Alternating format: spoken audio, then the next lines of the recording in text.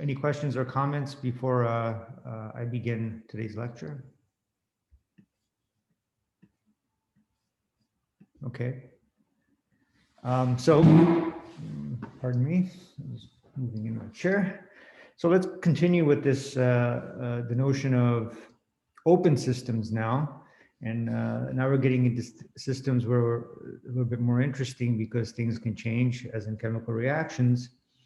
And we're focusing on the Gibbs free energy because we saw that for spontaneous processes in systems, under conditions of constant temperature and pressure, if you have a process that's going to happen irreversibly or spontaneously under conditions of constant temperature and pressure, the Gibbs free energy is going to tend towards a minimum, okay, some value. And of course, G does not have an absolute value as with U or enthalpy or Helmholtz. Only entropy has an absolute value because of the fact that entropy is just a counting. It's a beast that arises from counting things. And so 0 is the lowest number you can get. So it has an absolute 0. Okay. So let's continue. So last class, we saw that we can write the total differential of G. Okay.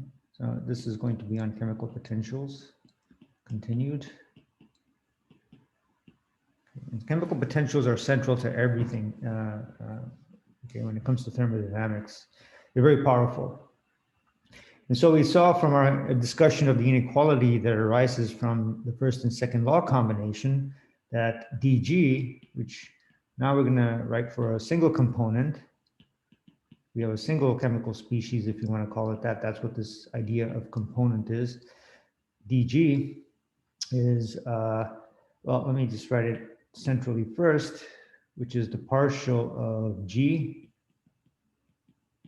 with respect to T at constant P and N dt plus the partial of G with respect to P at constant T and N dt. Sorry, P, that's a P, plus the partial of G with respect to N at constant pressure and temperature dN. And this new term that we're introducing now is here, this partial of G with respect to the number of moles, because we know that N is going to change. We're going to allow N to change. Okay. And then from our combination of the first and second laws and that whole discussion of inequality, we saw that dG, and I'm going to drop the temperature, pressure, and N subscript for the moment, is equal to volume times dP minus the entropy times dt. And now we add this using the first expression I wrote, dG dN at constant pressure, temperature, dN. Okay, and this last term is given a name that's called the chemical potential. And in the single component system, it's just mu. It can actually be a function of temperature and pressure. Okay, and that's defined as this partial of G with respect to N at constant pressure and temperature. That's the chemical potential. Okay, for a single component system. Okay, now if we have multiple components, so if you have a multi-component system,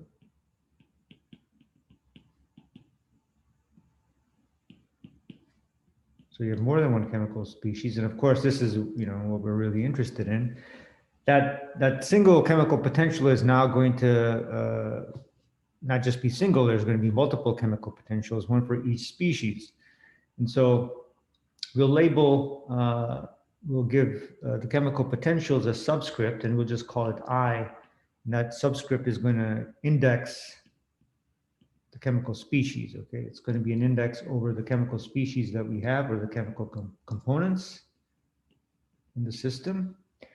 And so now dG, the total differential at a particular temperature and pressure. And now what we're going to do is label all of the species in terms of this curly brackets, and we'll say that, okay, we have some number of species, and each one is going to have a number of moles that we indicate as N sub I. So species I will have N sub I moles, and we have a set of species, and that set is represented in this curly brackets. It's just a way to write N1, N2, N3 up to whatever number of species you have. Okay? And that total differential, again, is just going to be V times dP minus S times dt. Okay, the volume and pressure don't care. They're just macroscopic things. They're not going to be labeled or indexed with an I, right? The volume is a volume of the system. That's all there is. But what is going to be labeled is this chemical potential. And so we're going to say that, okay, I runs from I equals 1 to M, and this little m, the top of the summation symbol, is going to be the number of chemical species you have. So I equals 1 to M. And so you're going to have a mu sub I for each of those M components in the system. And we have to allow for the fact that this chemical potential is going to be a function of temperature, pressure, and the compositions of all of those species times dNi. Okay, and so we have this term right here, which is, well, this is a summation, and the term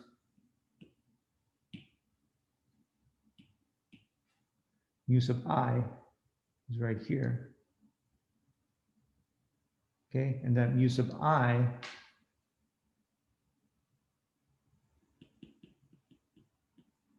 which is a function of temperature, pressure, and all of the other guys in the system, is going to be defined as the partial of G, which is a function of pressure, temperature, and all of the chemical moles of all the species with respect to species I. Okay, so you see here I've taken the partial of G with respect to the moles of species I.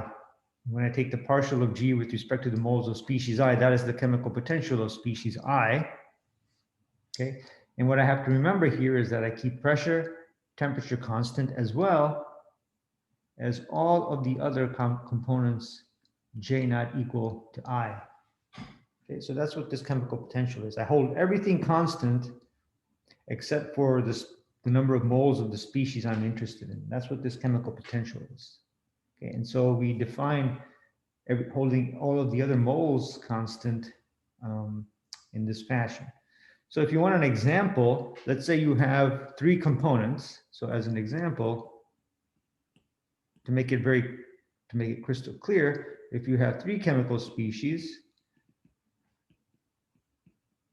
okay, and so I is equal to 1, 2, 3, M is equal to 3, you have 3 chemical species, dG, okay, at temperature, pressure, N1, N2, N3, okay, that's the only time I'm going to write N1, N2, N3, because it's going to get really messy. So we see here that G is a function of N1 and N2, N3.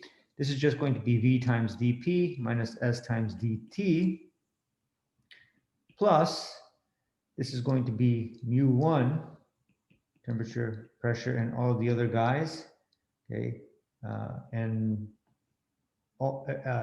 all of the species in the system. So this is mu1, dN1 plus mu2, which is a function of temperature, pressure, and all of the chemical species dN2, plus mu3, which is a function of temperature, pressure, and all of the chemical moles in the system, and dN3. Okay, so that's what these chemical potentials look like. And so mu1,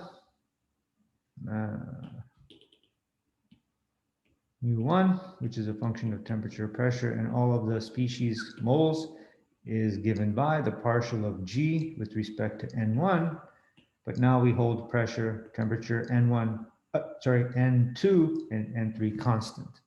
Okay? And likewise for mu1, for mu2 and mu3, the only thing is that in the subscripts, the N2, N3 would be changing to whatever is held constant. Okay. Any questions on that? So this is what the chemical potential is for a multi-component system. And we can write this now in a very compact form. So in compact form, Okay, so you have M chemical species. Okay, and so the index I is equal to 1, 2, 3, all the way up to M, whatever M is. Okay, dg, which is a function of temperature, pressure, and all of the n sub i's, the moles of all of those chemical species, that's just going to equal V dP minus S dt, plus this summation, I is equal to 1 to M mu I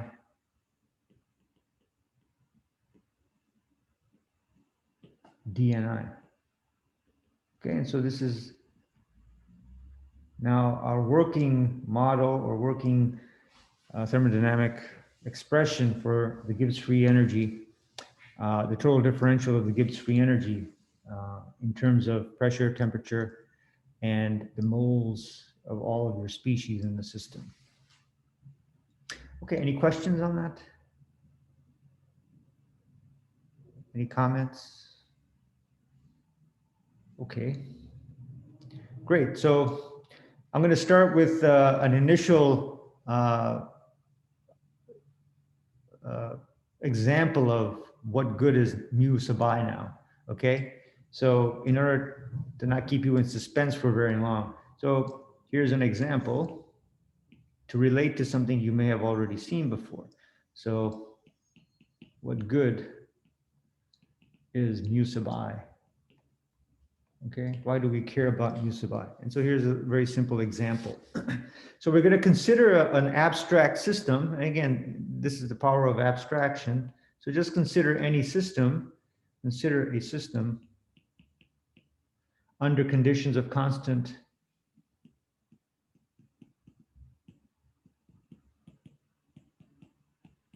pressure and temperature. Okay, so pressure and temperature are constant in the system. Okay, and what we're going to do is, let's say this is our overall system in red. Okay, we're going to subdivide that system, and it could be actually something like just some water or some fluid, right? So we have in this boundary, this is our boundary between the system and the surroundings. And here is our system. Okay, and we can actually break theoretically or abstractly, we can break this down into two regions. We can do that. There's nothing that prevents us from doing that. So we are free to sort of decompose the system. Okay, and this arrow is not to say that there's a chemical process going on. This is just more or less our thought experiment. Thought experiment, and we're free to do that. Okay. And in this thought experiment, what we'll do is we'll break this, and this is supposed to be the same system, okay? Maybe this is, under conditions of constant pressure, of course, volume can vary. Volume will fluctuate if you have constant pressure, so that's fine. This could be another state of the system. So in our system, we can break it down into two regions. So we can say this region overall is 1, and then we'll have another region within it. It can be arbitrary. We'll call this region 2. Okay, so we have region 1 and region 2. Outside of region 1, which is the blue region, is the surroundings. And our system now is just decomposed in our thought experiment into a part that's 1 and a part that's 2. And there's a boundary. It could be a hypothetical boundary. It doesn't have to be a real boundary, but it could be any sort of boundary that we want to envision. So just let it be a boundary. It doesn't matter for the moment. The only thing we have to allow for this boundary is that heat and mass and anything else can flow through the boundary. So this boundary is not impermeable to things. So if this were water, for instance, in our overall system 1, then water would be able to flow between system 1 and system 2. Sorry, region 1 and region 2. Okay, these subregions of our system. Is that clear, the setup? Okay, so it's just that it's this artificial construct that we've done, but it's just some volume element in the overall system. You can even think of it that way. It's just one little part of whatever you're focusing on. So that's what region 2 is. right? So it's nothing too profound. It's no rocket science here. All right, so what we can say is that G, this Gibbs free energy, is we know, just as with all the other thermodynamic functions I've introduced, in their natural form, it's an extensive beast. So the Gibbs free energy, okay, is extensive. If I don't tell you that it's per mole, so if I'm not talking about molar Gibbs free energy, right? So with a bar or something like that over it. So if I wanted to let this G be molar, I might indicate it as this, or sometimes in the literature, it's GM, where this sub M means molar. Okay, so these are molar components. These, of course, would be intensive G's, but G, the way I've introduced it, is extensive. Okay, meaning that if I double the system, then G is going to double. If I halve the system, G is going to be reduced by a factor of a half. G depends on how much I have. That was the definition of extensive. And of course, anything that's intensive, independent of how much you have. Okay. So G is extensive. And so for this composite system, I can write G total is equal to G of region 1 plus G of region 2. Okay, I'm free to do that. And of course, this is no stretch of the imagination. The total G has to be the sum of the two G's. There can't be any other way. Okay, and so if we take the total differential now of G, that would just look like dG is equal to dG of region 1 plus dG of region 2. And this again is not very difficult to envision. Okay, now we also know that this is the overall expression for G. dG is equal to V dP plus, VdP minus.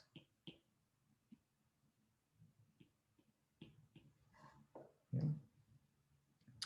VdP minus SDT. And we're going to talk about a single component system. So it's just going to be mu dN. Okay.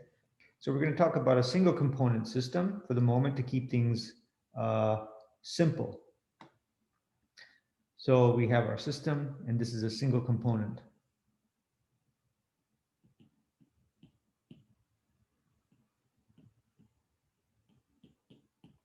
Okay, M is equal to 1 in our summation over I. Okay, did I lose anyone? Is that everyone okay? So constant pressure, constant temperature, and there's only one component in the system. Okay. All right, so we see here then that we can write dG as VdP minus SDT plus mu dN. Okay. And also we know that dG is the summation for dG of region 1 and dG of region 2. So we can write this like this. How are we going to write this?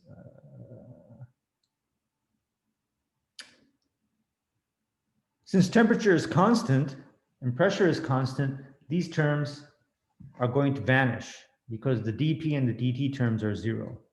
Okay, so we see here that dG is equal to mu dN, right?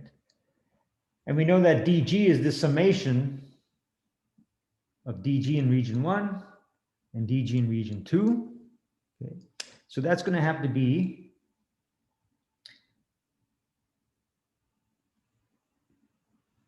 mu in region 1, d in region 1, plus mu in region 2, dN region 2. Okay, because for each of those regions, pressure and temperature is going to be constant. The system, there can't be a gradient of pressure and temperature within the two regions because that everything is allowed to flow, right? We're just making this artificial boundary. As I said, mass can flow between region 1 and 2, energy can flow, and so you can't have one region of high pressure or low pressure within this system. It wouldn't be an equilibrium system if the pressure were somehow different in the two systems. Okay, and of course, since this is a constant temperature and pressure, then there's no dP or dt terms in any of the subregions of our system. Okay, so dG then becomes, if you wanted to write it in terms of everything, mu dn, okay, so that's overall the whole system. But now since we've broken down our system into regions 1 and 2, we can write dg as the summation of mu dn in region 1 and mu dn in region 2. Is that clear? Is that clear or no?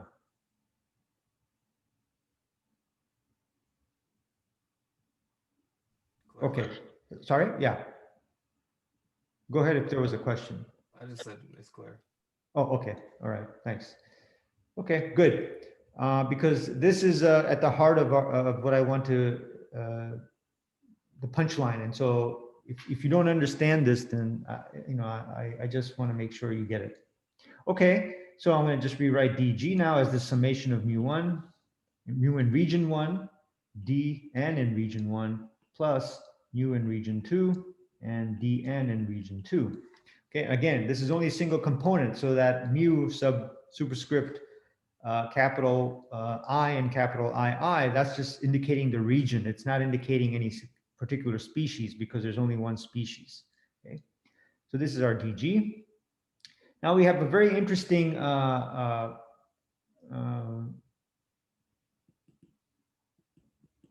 setup here, because I said mass or moles can flow between region 1 and 2, right? So there's a nice, very simple relationship between dn1 and dn2. And that is, if I have mass or moles flowing in this direction, that is the moles of this particular species going from region 1 to region 2, they're related. So dn1 is going to be minus dn2. Sorry, well, it's going to be the other way around in this case. So the region 2 gets some mass, so it's going to have a plus dn, but that mass has to come from region 1 because everything is conserved in this system, so that's going to equal minus dn1. Okay. In other words, you can say that dn1 plus dn2 has to equal 0. Any change in the number of moles in either of these subsystems has to equal 0, because within that overall boundary, right, there's no change in the number of moles. Okay, it's only between these two subregions that we can have moles moving in and out, in and out, in and out. And that's not too hard to visualize, right? At the microscopic level, if we're looking at this over time, at any given instant of time, you might have a certain imbalance. Okay, a certain amount of moles might be going from region 1 to region 2 or coming out. Okay, but whatever goes into region 2 has to come from region 1. It has to be leaving, and so on and so forth. So we have this mass balance. Okay, and so this mass balance then allows us, really, if we started with this, we would actually have to start with the mass balance. But if we start with the mass balance, we see that the two dn's are related by a negative sign. One is the opposite of the other. And so we can use that result in this expression. Okay, we can remove one of the dn's. We can either put it in terms of dn1, or we can put it in terms of dn2. And we'll just put it in terms of dn1. It really doesn't matter. Okay, so dg then turns out to be mu in region 1 times dn of region 1, okay, plus mu in region 2, but dn2 is equal to minus dn1, right? So that's going to equal a minus dn1. So I'm going to put dn1 here, and I'm going to change that plus to a minus. Okay, so now everything is in terms of dn of region 1. And it hinges on the fact that we have this mass balance that allows us to do this. Okay, just chime in if there's any confusion or need for clarification. So what we have now for dg is the dn1s, I can pull them out. So both of these terms in this addition, which is really a, it's just going to be mu1 minus mu2 times dn1, right? All I did was to say, oh, I have a dn superscript region 1 in both terms, so I'm just going to pull that out, factor it out, and then what I'm left with is mu region 1 minus mu region 2.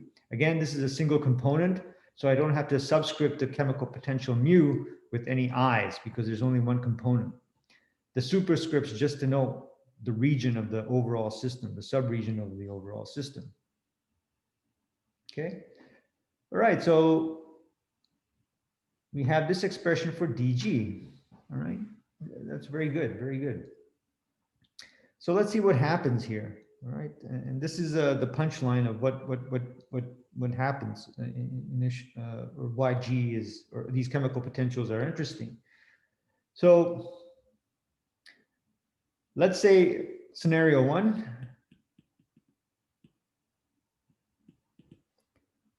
Mu in region 1 is greater than mu in region 2. So let's say you happen to come upon this system, okay, where you have somehow a boundary between region 1 and region 2. And the moment you come into the room, at that moment, the chemical potential of this component in region 1 is greater than the chemical potential in region 2. Okay, scenario 1. This is scenario, this is R. Okay, so you come in at time t equals 0. Right? And you see that, oh, the chemical potential, somehow, it doesn't really matter how that happened. We're just talking about this theoretically for the moment. Chemical potential in region 1 is greater than that in region 2. So let's see what the implication is for this expression for dg in the box here. Okay, if the chemical potential of 1 is greater than the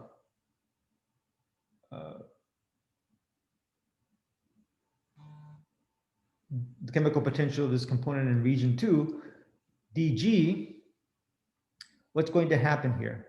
Well, dg is equal to mu1 minus mu2, which is going to be, if mu1 is greater than mu2, then mu1 minus mu2 in terms of SIGN will be positive. Okay.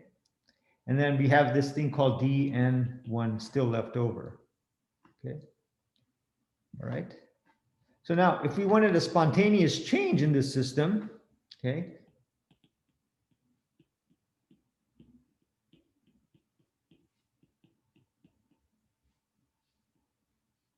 or an irreversible change, okay, what does dg have to be? For a spontaneous change, oh, I made a big blunder here. This has to be at conditions of constant pressure and temperature. Okay, so if pressure and temperature are constant, as we have stipulated, for a spontaneous change, dg has to be, this is one of our criteria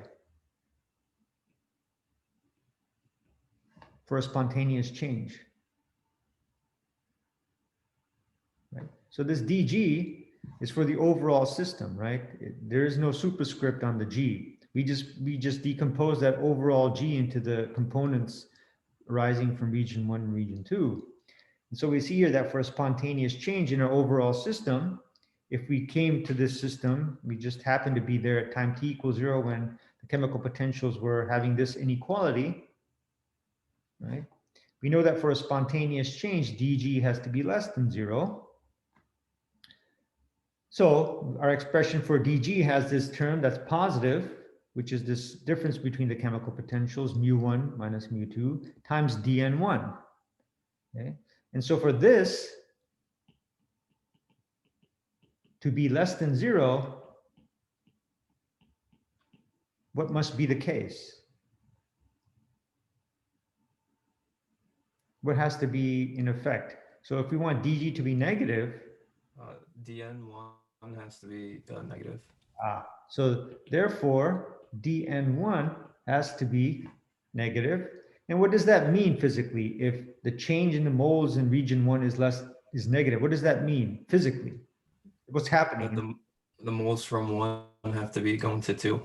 Exactly. The moles from 1, whatever that number is, have to go into 2. So what we see here is that if you arrive at this system initially, where the chemical potentials are different, and in this case, the chemical potential in region 1 is higher than that in region 2, what's going to happen is that you're going to have a flow of mass or moles from region 1 to region 2. And so if dN1 is not, less than 0, dN2 is going to be, in terms of the inequality, greater. Obviously, yes, greater than 0. Okay. And this all happens because if you're going to have a spontaneous change, dg has to be less than 0. Okay, so that's great. What happens in scenario 2, where mu2 is greater than mu1? What happens here? So here we have a moles flow from region 1 to region 2. My handwriting is getting bad, but you get the idea. Okay, in scenario 2 now, mu2 is greater than mu1. Let me recall that dg is equal to mu1 minus mu2 times dn1. Okay, in this case, mu1 minus mu2 is going to be what sign?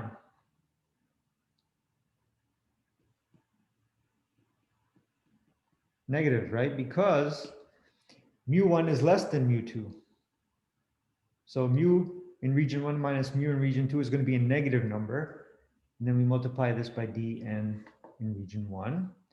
Now, if we come across the system at time t equals 0, where we have this condition where the two chemical potentials are not the same in this fashion, then what's going to happen here? We know that dg is going to have to be negative for a spontaneous process.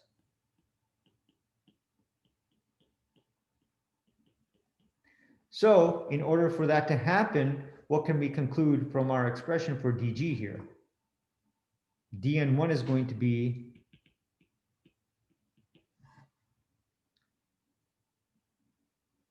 Positive. Positive. great. Exactly. And obviously then dn2 has to be. So in this case, what this inequality is saying is that the chemical potential of this species, we only have one species, I say it again, we only have one species. The chemical potential by our construction, just for a thought experiment, in region 2 is greater than the chemical potential of this component in region 1. And as a consequence, if we have a spontaneous process occurring in which dg and the conditions of pressure and temperature constant is going to become minimized, which means dg is negative because it's lowering, g is lowering, so dg is negative. What that means is that you're going to have a flow of moles from region 2 to region 1. So region 1 gets the moles, that's why dn1 is greater than 0. Region 2 loses the moles, and you get dn superscript 2 less than 0. Okay. This is a precursor to what we know as osmosis. Okay, we have this an osmosis, maybe you've heard, I don't know how it's been presented to you, but osmosis is really a process that's driven, as you see here, by differences in chemical potential. Okay, I mean, you may have been told that it's because of differences in concentration or maybe something else, but very fundamentally, osmosis is driven, as all processes thermodynamically discussed, right? They're driven by differences in chemical potential. And of course, chemical potential is G, right? So it all goes back to G.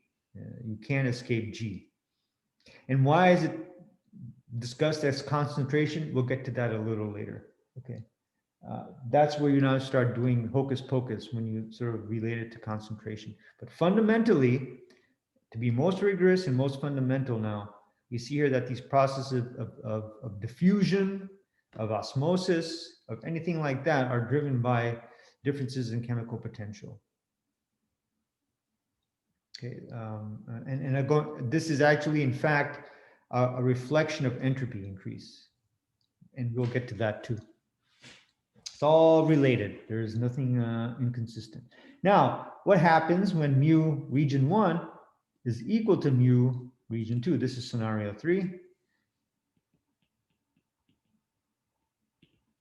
If mu in region 1, let me remind you what this is, mu1 minus mu2 dn1. So if mu1 is equal to mu2, what happens with dg? It's 0. dg is 0. If mu1 is equal to mu2, and what did we say about dg when it's 0? What the system is now at? Equilibrium. Right, in a stable state. And that all makes sense now, because what happens if you have this initial imbalance in chemical potentials in different regions of the system for different species. In this case, this is only one species, but we can extend this to many species, okay? And this would apply to each species if we had many. But in this case, we only have one for illustrative purposes. If you have any imbalance initially in the chemical potentials between regions of a species, of a chemical species, what happens is dG is going to be lowered. And at equilibrium, dG is equal to 0. And when that happens, we see that the chemical potentials of a particular species in all regions of the system, in this case, we only have two, but we could have had many. And at equilibrium, the chemical potential of a species, of any species, in all regions of this system must be the same. And that is the consequence of this notion of stability and spontaneity that we were discussing here. Okay, so when you have these imbalances, in this case of chemical potential, which is what we're interested in here because it's so important in a system for any given species, there will be flow of that species until you equate or balance the chemical potential in all regions of the system. And at that point, the system will now be in a stable state and dG will no longer change. Okay. Very cool. And so this is at the heart of what we know as osmosis. So in cells, depending on concentration and other factors, temperature and pressure, chemical potential of water can be different. Chemical potentials of salts or proteins or any other biomacromolecule can be different. And so what you have is transport of these types of molecules in and out of the cell by some regulatory mechanisms, and it's all driven by chemical potential differences. Of course, in cells and physiological systems, you have some helpers and things like that, but that's a big factor. Also, nerve impulses. If you were interested in neuroscience, you know there are these pumps. The famous ones are sodium-potassium pumps that carry electrical nerve impulses through neurons and what have you. Again, chemical potential, it's all electrical. And here you have electrochemical potentials. They're called electrochemical potentials simply because now we're dealing with charged species and their chemical potentials. Charged species like ions, they can have chemical potentials. And so it's a very involved and self-consistent notion. Okay, so that's what good chemical potentials are. This is a sort of an introduction into why we're looking at chemical potentials. Okay, it allows us to do these kinds of things. And so at equilibrium, in the system, all chemical potentials, if you have many species, all chemical potentials are equal. Let me restate that. Okay, at equilibrium. Okay, so at equilibrium in a system, for a given species, if you have many species, the chemical potential is equal everywhere.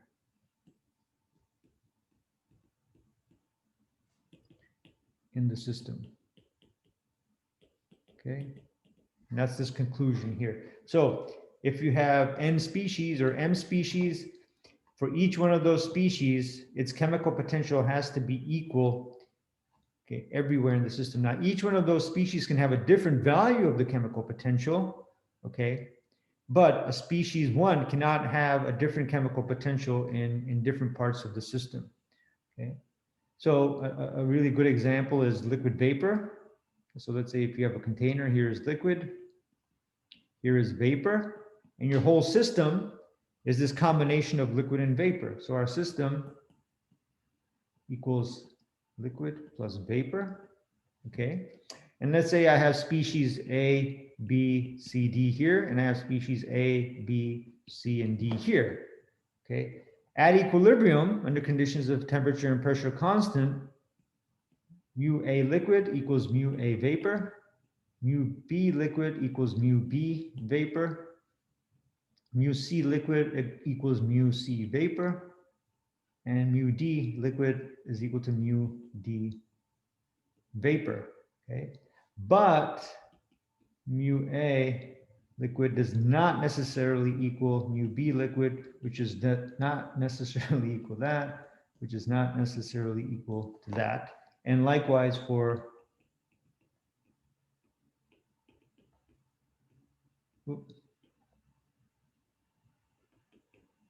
okay, I want to make that very clear. The thing that the discussion we just had is for this guy. It guarantees this, but it says nothing about this. All right, clear? Very important Clear. stuff. Okay, awesome. Very important stuff. This is a very important concept. The equality of chemical potentials. Very important and very central in a lot of things. Okay, let's move on then. There are no questions. All right. So let's see. Moving in. You know what I'm going to do. So G is extensive, all right? So I'm not going to prove this in class. I'm gonna leave the proof as a file that I'll upload to our Canvas website, and the proof I'll do independently. Okay, it's a very short proof, but it turns out that at any condition G, which now we can write for multi-component systems, and I'll remind you it's multi-component. Okay, G, it's Friday. G, temperature, pressure, N sub I. So this is just our shorthand of writing G, which is a function of temperature, pressure, and all of the N sub I moles that you have in your system. You can write G, okay, and this is, I'm not proving this to you today. I'll do it in a separate file. I is equal 1 to little m, where m is the number of species you have in your system, ui, which is this function of temperature, pressure, N sub I, times Ni. Okay, so I want you to be very, very careful here. This is not a total differential, it's just G. This is just G, not dG. And so G can be written as the summation over all of the species you have in your system of a product. And that product is the chemical potential of that species times the number of moles of that species. Okay, that's the product. Very simple, and the proof is simple. I'll show you, I'll leave that proof up on the Canvas website. Okay, so I want to make use of this result very quickly, and then I think that'll be the end of this discussion, maybe not, depending on how much time we have. So from the first and second laws, remember, or from the beginning of this class as well, because I iterated that, we know first, second law consideration,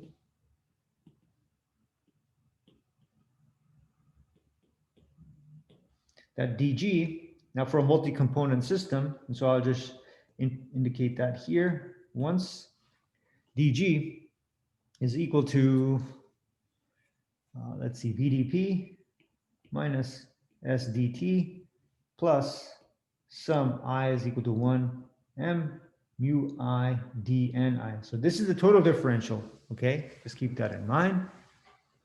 Okay, so this is what we've already seen. This is what we've already seen. I just told you that G is equal to sum of the mu I Ni, which is the equation in the box. Okay, and the mu I is underlined in blue and the Ni is underlined in red. Okay, and I is equal to 1 to m. Okay, I can use this expression to take the total differential.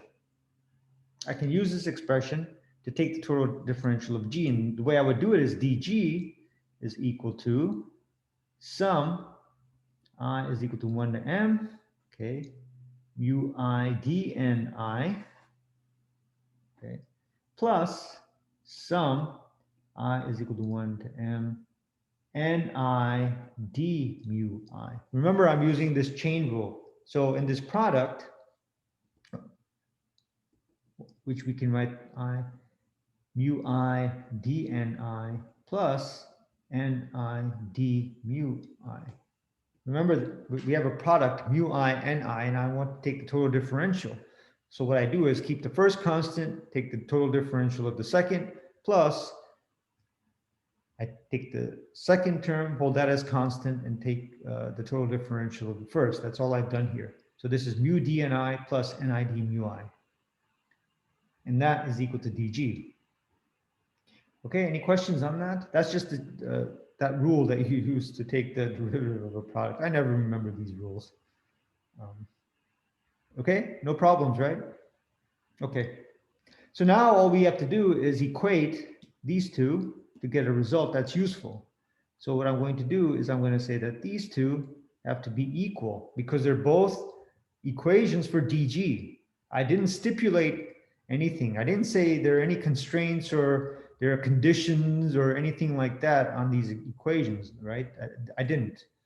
I gave you this expression without proof, but I will prove that to you separately. So all we do is set these two equal to zero, equal to one another. Okay, we'll set them equal to one another. So the top goes VDP minus SDT plus sum of the mu I dni. I is equal to 1 to m mu I dni. And then the bottom equation, I'm going to break this up into two summations. I'm going to use this form. Okay, that's going to be I is equal to 1 to m mu I dni plus I is equal to 1 to m ni d mu I. Okay, and what we see here is that one of the summations disappears because it occurs on both sides of the equation, and that is this summation here. So this guy and this guy cancel, and what that leaves us with, and I'm going to bring that summation to the left-hand side now. So this is just going to be I is equal to 1 to m, and I d mu I is equal to v dp minus s dt. Okay. And that's an interesting result here. Because, right, so keep that in mind. So let's say m is equal to 1. Okay, if m is equal to 1, I just have n1 d mu 1 is equal to v dp minus s dt. Okay. Or this is just n d mu v dp minus s dt. Now all I'm going to do is divide through by n. I'm going to divide through by n. So what I have here is d mu is equal to v over n dp minus s over n dt. But v over n is what? That's just the molar volume. And s over n is just molar entropy. Okay, so this is for m equal 1.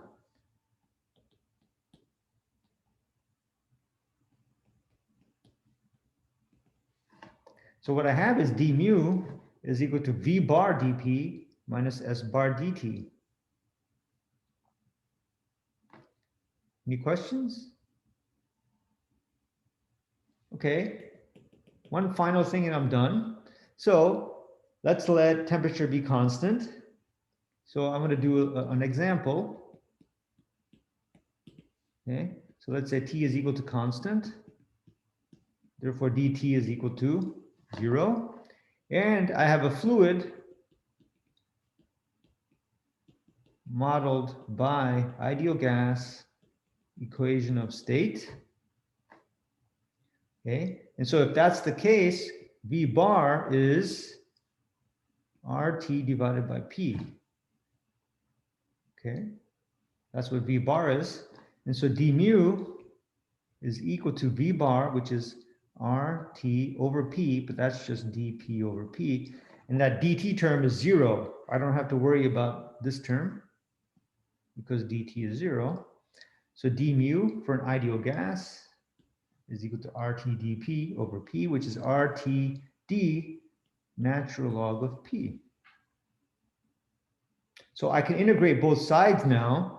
So mu of ideal gas, at temperature P2, or just P minus mu of the ideal gas at temperature, and now P sub superscript 0, okay, which is some reference, is going to be RT natural log P over P sub 0. And so this is going to give us the ideal gas chemical potential at a particular temperature and pressure. So if I had a pure ideal gas, okay, just a single component ideal gas, the chemical potential at a particular temperature and pressure of that ideal gas is going to be the chemical potential of that ideal gas at some reference pressure plus RT natural log whatever pressure there is of interest divided by that reference pressure. This is another very useful result that we're going to make use of very, very much. And this is going to be central to our discussion of chemical equilibrium constant. Okay. So make sure you understand this, very important. Okay, I went over by 2 minutes. Any questions, comments? Okay, November 19th, 7 p.m., our next midterm, and have a great weekend. It's like summer. Enjoy it. Okay. Thanks for your participation, everyone.